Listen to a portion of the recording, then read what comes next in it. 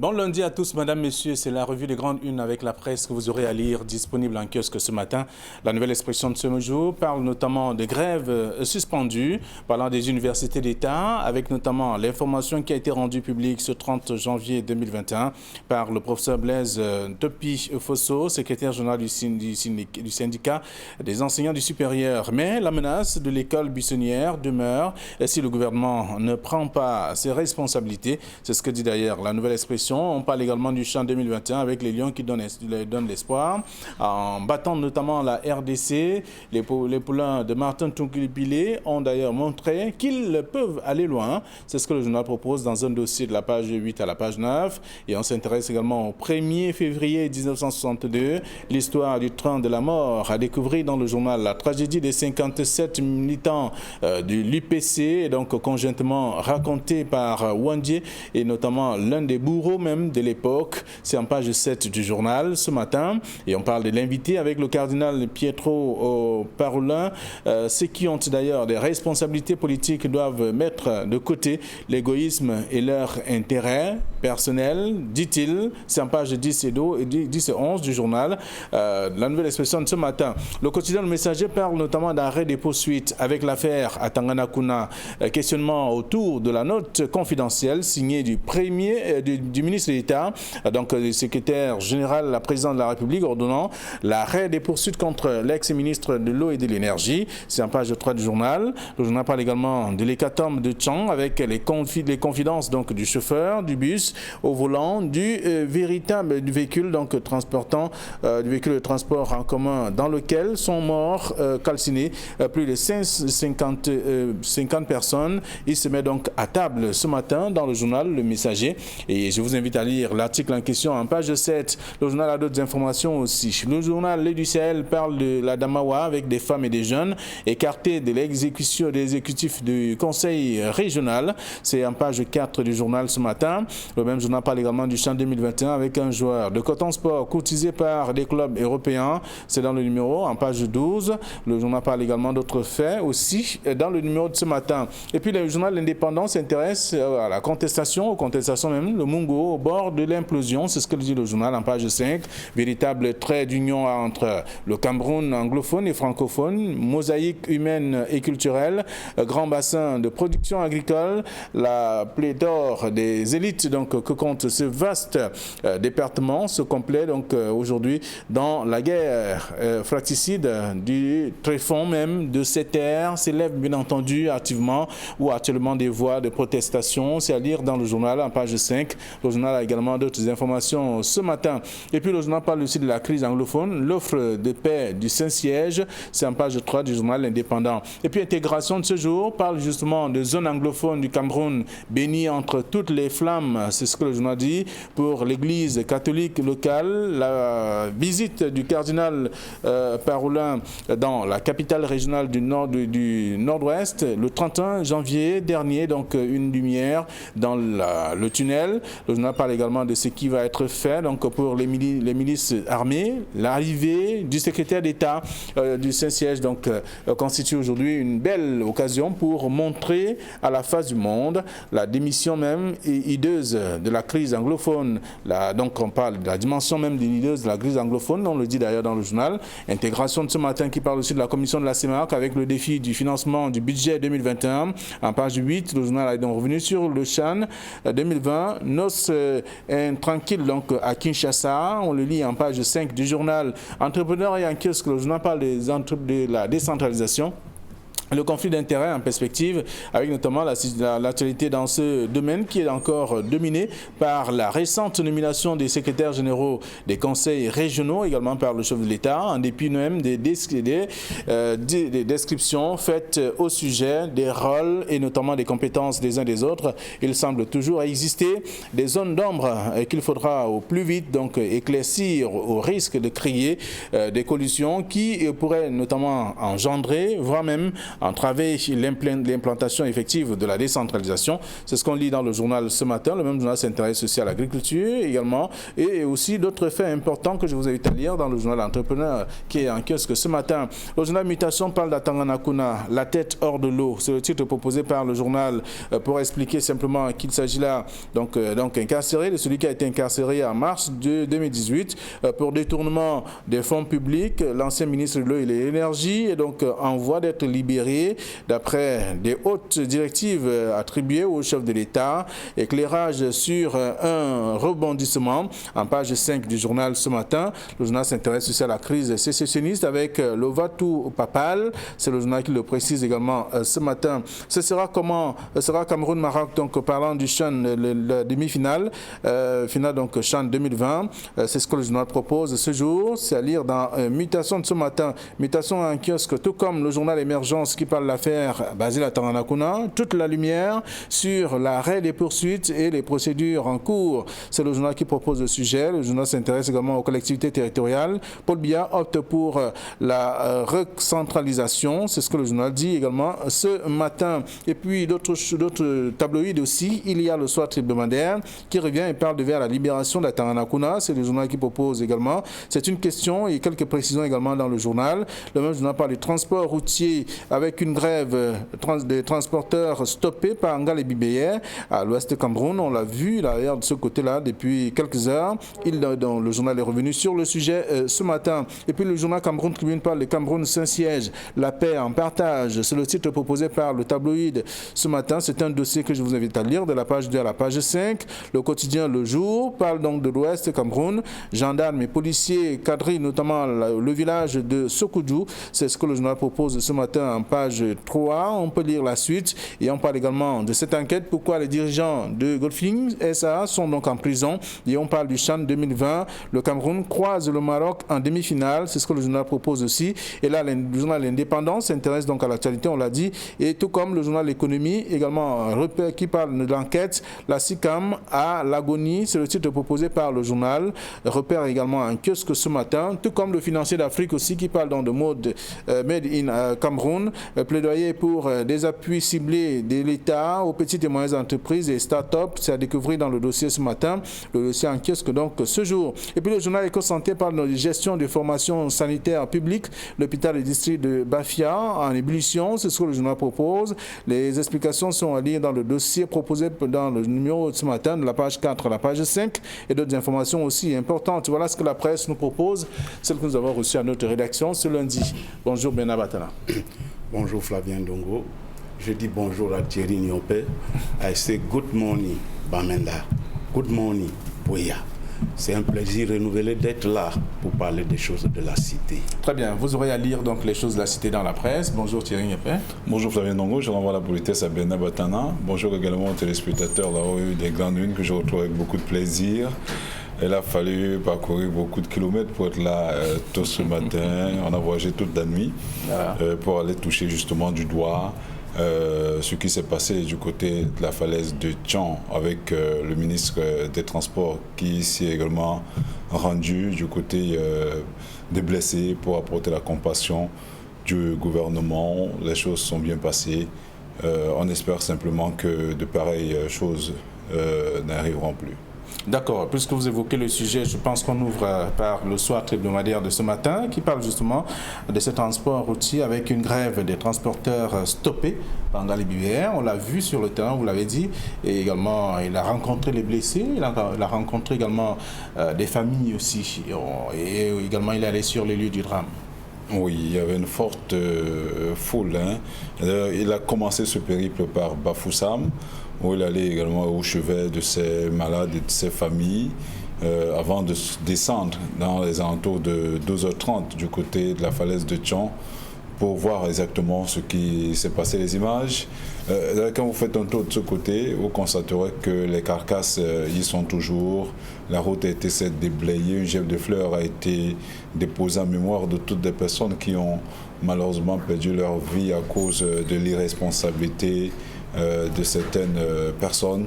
vivement simplement que cela ne se reproduise pas, comme je l'ai dit tout à l'heure, avant d'avoir une séance de travail avec les opérateurs du secteur du transport de cette localité-là. Et je rappelle qu'il est démontré que 70% des accidents de la circulation sont occasionnés, généralement, arrivent de ce côté, et généralement, le constat a même été fait par le ministre des Transports lui-même, entre minuit et 3 heures du matin, ce qui renvoie à la problématique des voyages de nuit. Le problème a été hautement discuté. Je crois que les rédactions qui y étaient auront le temps de les développer tout au long de leurs différents journaux. Mais pour revenir vraiment sur cette grève des transporteurs, il faut dire que ce n'est pas... C'est devenu comme Bernard a l'habitude de parler de marronnier. En réalité, ce sont autant de secteurs qui sont soumis à beaucoup de pression. Et puis le rôle effectivement du ministre est également d'écouter les différentes parties pour apporter la sollicitude du gouvernement, apporter des solutions à ces doléances qui sont somme toute légitimes et naturelles. Donc je crois que plus de peur que de mal. Je vous rappelle que la grève dans le secteur des transports avait causé ce que nous avions appelé naguère en 2008, si mes souvenirs sont exacts, en février. Et c'est pratiquement, la grève de la faim, c'est pratiquement la même période. On a comme l'impression qu'on est un peu 13 ans après en train de réactiver les mêmes choses. Heureusement que cela a été, vous l'avez dit tout à l'heure, quelque peu désamorcé en espérant que les solutions soient trouvées définitivement à ce problème. Alors Bernard Batana, vous avez également, vous êtes au parfum de cette actualité, ce qui s'est passé à Tchon, au niveau de la falaise, et aussi la descente du ministre des Transports qui allait rencontrer les familles. Il a engagé un périple qui s'achève aujourd'hui. Alors le ministre des Transports a répondu à Paul Ngouari Kindi, qui dans son journal Réalité Plus l'avait tensé pour dire que, monsieur le ministre, qu'est-ce que vous faites assis sur votre bureau, dans votre bureau, alors que sur le terrain, il y a des gens qui meurent d'accident de la circulation. Le ministre des Transports est allé sur le terrain. Il a touché du doigt, comme on vient à le dire, les réalités du terrain. Et nous espérons qu'il va apporter des solutions aux problèmes posés par la sécurité routière. Bon, maintenant, de l'autre côté, une grève de transporteurs stoppée par le ministre. Stoppée comment? Est-ce que les doléances des transporteurs ont été prises en compte? Est-ce qu'il a apporté une solution? Il ne s'agit pas de dire grève stoppée, parce qu'aujourd'hui on a vu le ministre, on dit non. Est-ce que les doléances, parce que c'est la seule façon, c'est la meilleure façon de stopper une grève, c'est de répondre aux doléances, que ce soit des transporteurs, des enseignants ou autres qui se mettent à engager une grève. Parce qu'il ne s'agit pas de dire qu'on a stoppé tout simplement pour étouffer l'affaire. Non, il s'agit ici d'apporter des solutions à des problèmes posés. Voilà. D'accord, alors donc on parle de cette grève et on parle également de la descente du ministre des Transports à l'ouest du Cameroun et pour notamment reconforter les familles et surtout apporter quelques... Oui, quelques réponses. Non, je crois que la séance de travail qui s'en est suivie du côté de Tchon a été très importante parce qu'elle a posé véritablement sur la table du débat le sempiternel problème des accidents de la circulation sur nos axes routiers.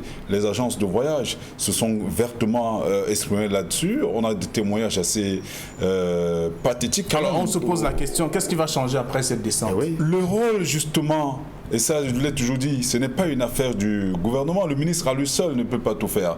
Nous qui avons l'habitude parfois de marcher au Cameroun, on se rend compte, entre guillemets bien sûr, on se rend compte que quand on parle de prévention routière, ces gens, effectivement, sont envoyés sur le terrain par le ministère des Transports pour éviter justement ce genre de problème, ces hécatombes que nous en restons sur nos axes routiers, mais que de faire leur travail, ces personnes préfèrent arnaquer de pauvres citoyens qui sont en même temps responsables aussi.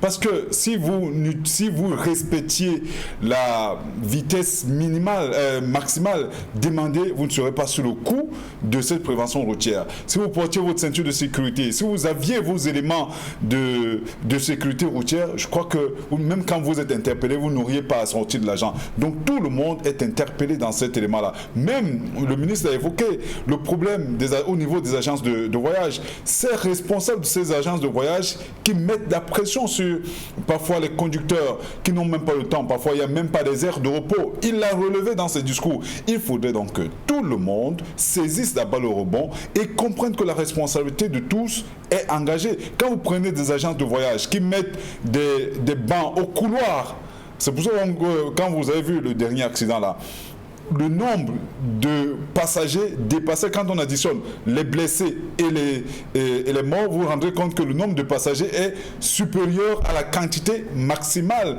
qu'un bus peut porter.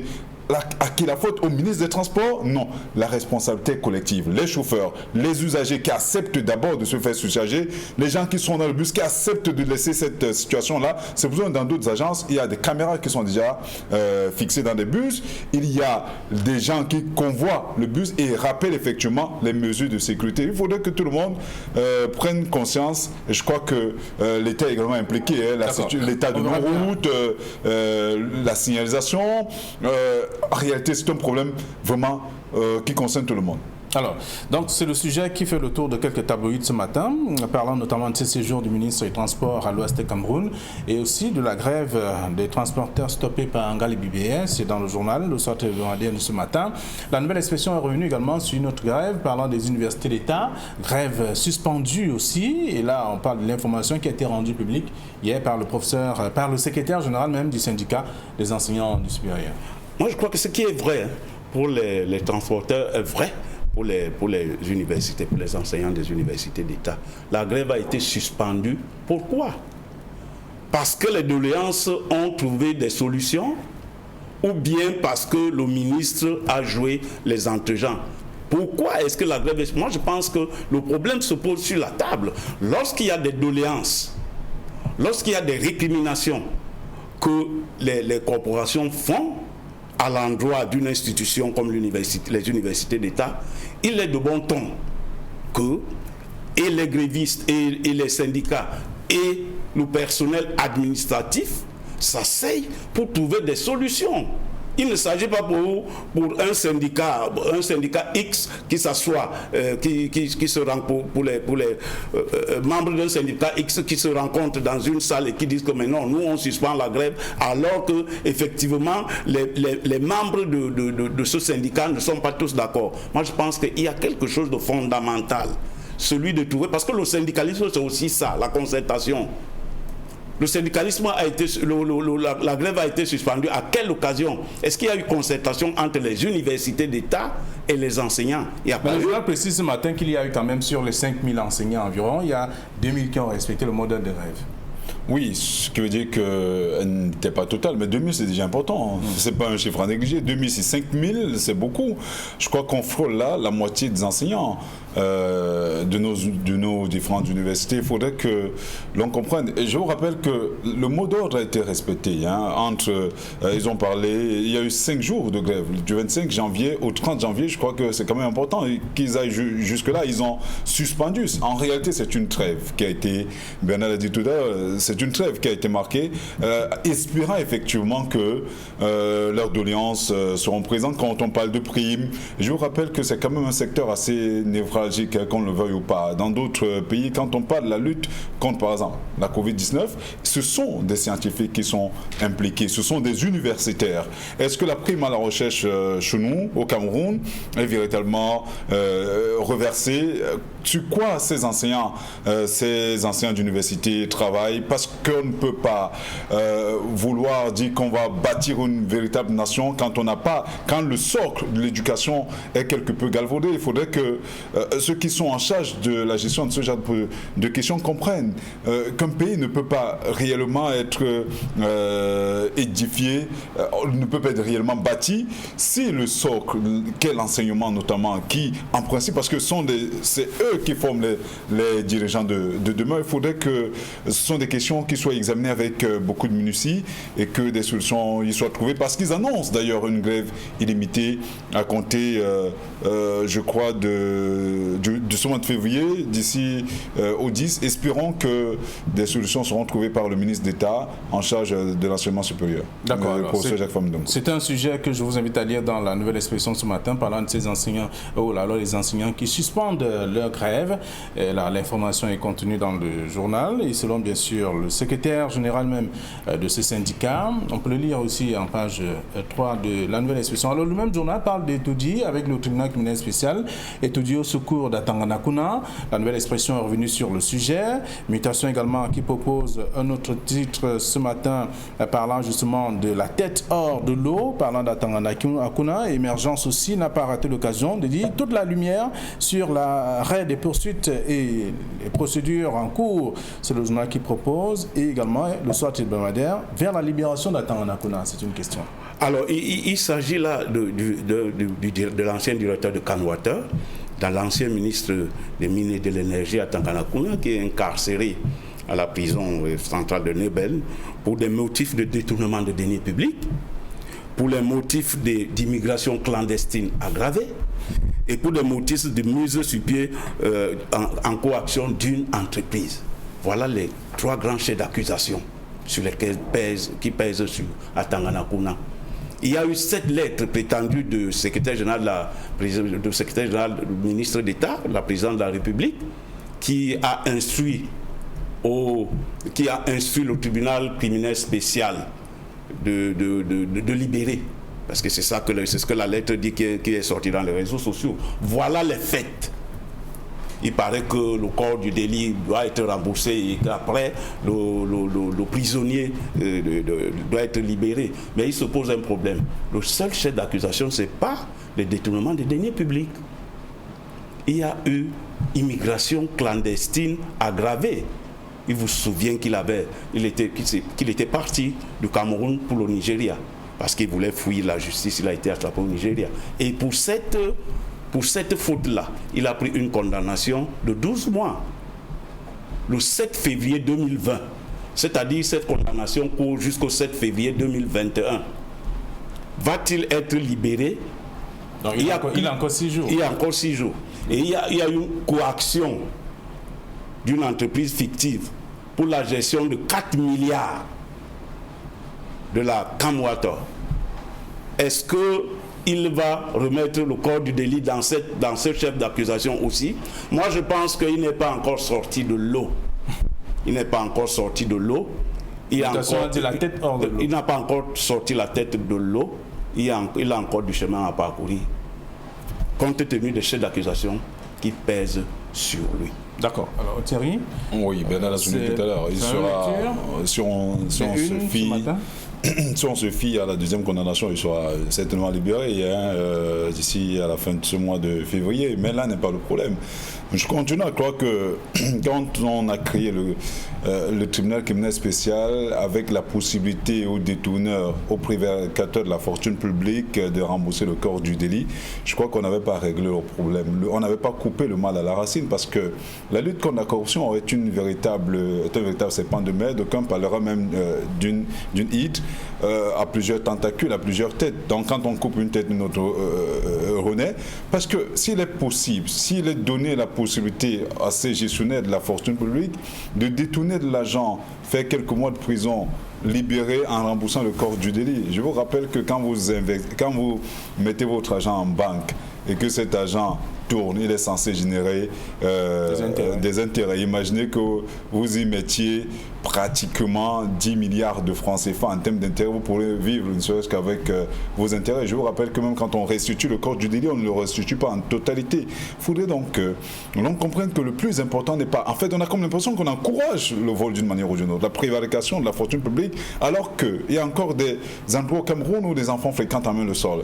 Notamment, on ne citerait pas des régions ici, certainement pour ne pas mettre certaines personnes à mal, mais il y a ces gouvernants-là qui détournent l'argent au quotidien. Quand vous allez au village de M. Basile à Tangalakuna, croyez que tout le monde est suffisamment bien loti? Je ne pense pas. Quand vous faites un tour du côté de tous ces prévaricateurs, chez eux, dans leur village respectif, il y a beaucoup à faire. Il faudrait donc que l'on comprenne que la gestion... On vit la formule de Tanga Nord, Tanga Sud. Voilà, donc il ne faudrait pas que l'électricité s'arrête exclusivement là où commence au domicile de ces différents responsables. Quand vous alliez parfois dans leur village, il est parfois... c'est la bannière pour y accéder, alors qu'ils ont beaucoup, ils détournent des milliards au quotidien sans que cela ne meuve personne. Les mettre en prison, pour moi, ne sert à rien. En réalité, je crois que je ne suis pas nostalgique du président Idio parce que je ne l'ai pas suffisamment vécu, mais quand on écoute ce qui a été fait, non plus un modèle, mais en termes de gestion de la fortune publique, quand même, le Cameroun était assez bien loti.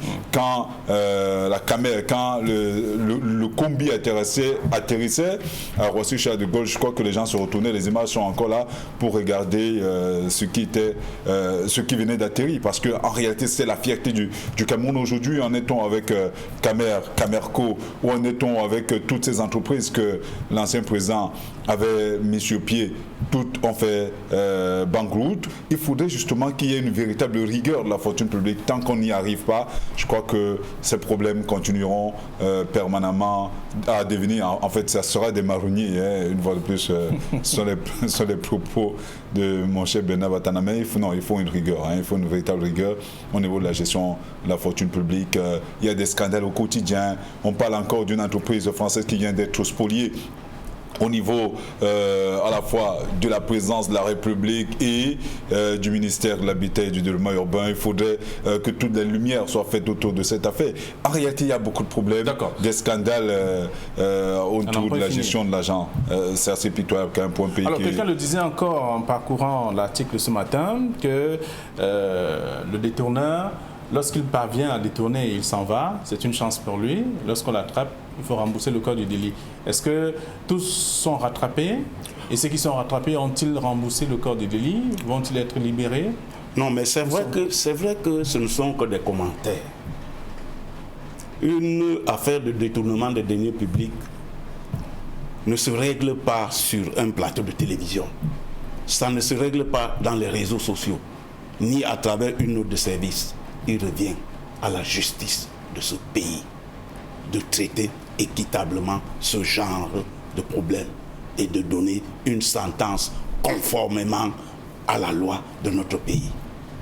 Alors, on va parcourir la presse ce matin, ce sujet qui fait le tour de quelques tabloïds parlant de l'affaire à Tandakuna, toute la lumière sur l'arrêt des poursuites et les procédures en cours. C'est Émergence qui titre ainsi, et la Nouvelle Expression, ainsi que d'autres tabloïds, le quotidien Le Messager, Mutation aussi. Alors, autre chose, le quotidien Le Jour ce matin parle de l'Ouest avec les gendarmes et policiers qui ont quadrillé le village de Sokoudjou.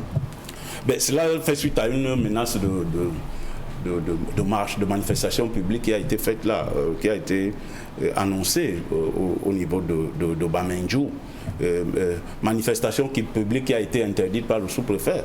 Bon, c'était de bon ton, peut-être que la soldatesque envahisse le palais de Sokoudjou. Mais moi, je pense que, et je l'ai toujours dit, que nous avons dans notre rédaction une posture républicaine. Et lorsque nous sommes sur les plateaux, nous défendons des valeurs et non des individus. Si la manifestation publique, c'est une valeur. C'est une valeur dans un pays. Lorsque les gens s'engagent à descendre sur le terrain, il revient au pouvoir d'encadrer cette descente, d'écouter au moins ce qu'ils veulent dire. Ça, maintenant, il se trouve que c'est Sokoudjou Jean Rameau qui se retrouve là-bas. Ce n'est pas l'individu que nous, dans notre rédaction de Kamerbi, nous défendons, mais les valeurs. Est-ce que la manifestation publique, c'est un droit? Oui. Et si c'est un droit, les gens doivent exercer ce droit de manifester. Il revient au pouvoir public d'encadrer cette manifestation. À la limite même, si cela est possible, de changer d'itinéraire. Mais l'essentiel, c'est d'écouter la voix de ceux qui veulent parler. Alors, il faut écouter, c'est ce que vous dites bien entendu à la suite de ce titre du quotidien Le Jour. Gendarmes et policiers cadrent le village de Sokoudjou. Vous aussi? Bernard a utilisé un mot tout à l'heure qui m'a fait tressaillir. La soldatex. On a l'habitude de le dire quand on veut injurier ces gens qui sacrifient parfois leur vie pour nous protéger. En réalité, on ne peut pas ramener à une expression aussi spécieuse ces gens-là. Ce sont des gens qui méritent beaucoup de respect. Donc, une fois de plus, Bernard, ce sont des gens qui méritent du respect et je crois qu'ils font beaucoup pour que nous vivions en paix dans nos domiciles. Maintenant, pour ce qui est de cette liberté d'expression, vous comprenez que je partage effectivement votre point de vue. La preuve, c'est ce que nous faisons sur ce plateau. Vivement que les libertés individuelles et collectives soient davantage respectées. Merci. Le chef Sa Majesté Sokoudjou, comme les autres, effectivement, on doit à la parole. Et puis lui-même avait demandé aux gens de ne pas manifester, ce qui montrait déjà sa grandeur d'âme. Vivement que une fois de plus, que les libertés soient davantage respectées et encouragées. Merci à vous, chers messieurs. Je laisse le soin, ou alors nous laissons le soin au lecteur d'aller lire ce que la presse propose ce lundi matin. Alors, demain, mardi, nous serons encore ici. Il sera donc 9h20 sur Equinox. C'est un rendez-vous toute la semaine, 9h20. Allez, bonne journée à vous.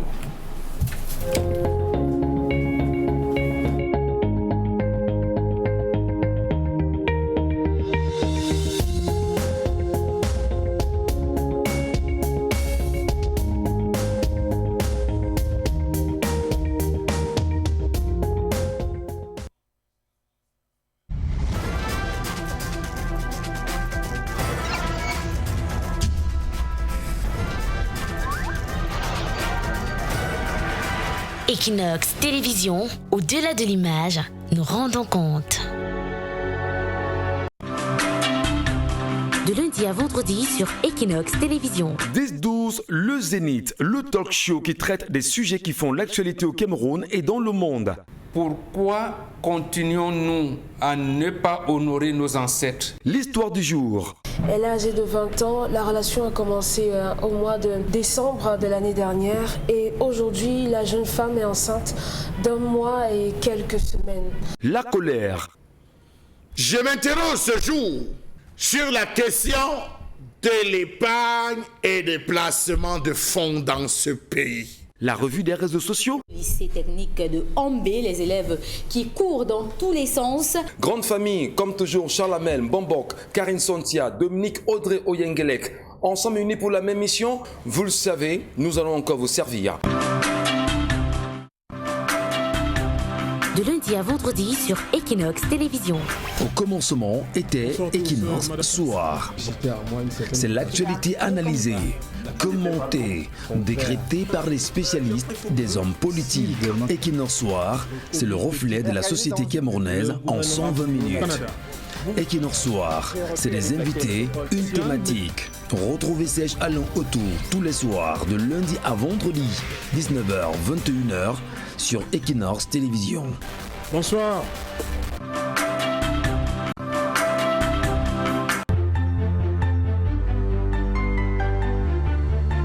Parfois l'autre te dit que tu acceptes ça, pourquoi je peux pas.